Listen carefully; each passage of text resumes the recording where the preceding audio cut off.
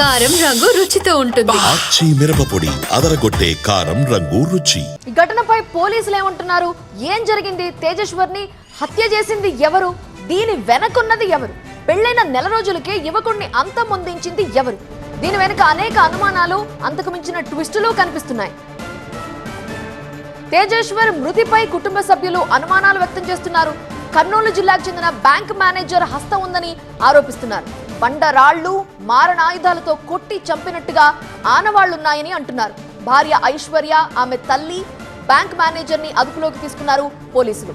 Survey కోసమని తేజేశ్వర్ని గద్వాల నుంచి పాణ్యం తీసుకువెళ్లినట్టుగా అనుమానిస్తున్నారు. అక్కడే కిరాయి హంతకులతో హత్య చేయించారని కుటుంబ సభ్యులు ఆరోపిస్తున్నారు. మే 18న తేజేశ్వర్ వివాహం జరిగింది. నెల రోజుల్లోనే అంతులేని విషాదం నెలకొంది.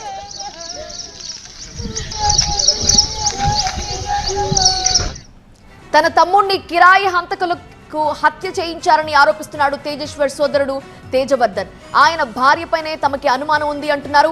ఆమె తల్లిపై కూడా అనుమానం వ్యక్తం చేస్తున్నాడు. తన సోదరుడి హత్య తర్వాత తమకి కూడా ప్రాణభయం ఉంది అంటున్నాడు తేజవర్ధన్.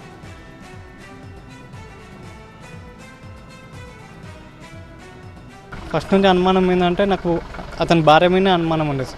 ఎందుకంటే యాక్చువల్గా ఇది అరేంజ్డ్ మ్యారేజ్ కావాల్సినది ప్రేమ పెళ్లిగా మార్చారు సార్. అరేంజ్ మ్యారేజ్గా మేము అనుకున్న టైంలో ఈ అమ్మాయి ఇంట్లో నుంచి వెళ్ళిపోయి మ్యాచ్ క్యాన్సిల్ చేసి తర్వాత మళ్ళీ వీళ్ళిద్దరూ పర్సనల్గా కాన్ఫిడెన్షియల్గా మాట్లాడుకొని తర్వాత వీళ్ళు ప్రేమ పెళ్లి చేసుకున్నారు సార్. ప్రేమ పెళ్లి చేసుకున్నాక మా ఫ్యామిలీ అంగీకరించలేదు సార్. కాకపోతే మా తమ్ముని మీదే ఉన్న ప్రేమతోటి మేము ఈ పెళ్లిని యాక్సెప్ట్ చేసి మా ఇంట్లో పెట్టుకున్నాం సార్. హత్య వెనుక బ్యాంక్ మేనేజర్ హస్తం ఉందని ఆరోపిస్తున్నారు కుటుంబ సభ్యులు. అతన్ని విచారిస్తే అసలు విషయం బయటపడుతుందని అంటున్నారు.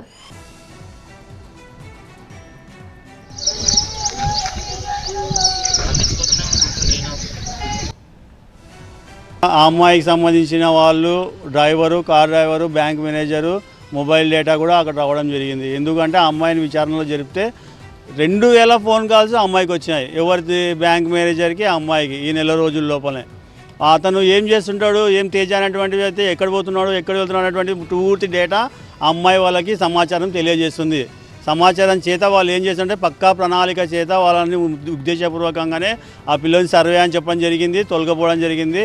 బ్యాంకు మేనేజర్ ఆ అమ్మాయిని దక్కించుకోవాలన్నటువంటి ఉద్దేశం ఎవరైతే అడ్డుగా ఉన్నారో తేజాని అనే వ్యక్తిని లేకుండా చేయాలన్నటువంటి దాంతోనే కిరాయి హంతకులను మాట్లాడుకొని ఈ విధంగా చేసిండొచ్చని తెలియజేసుకుంటాం.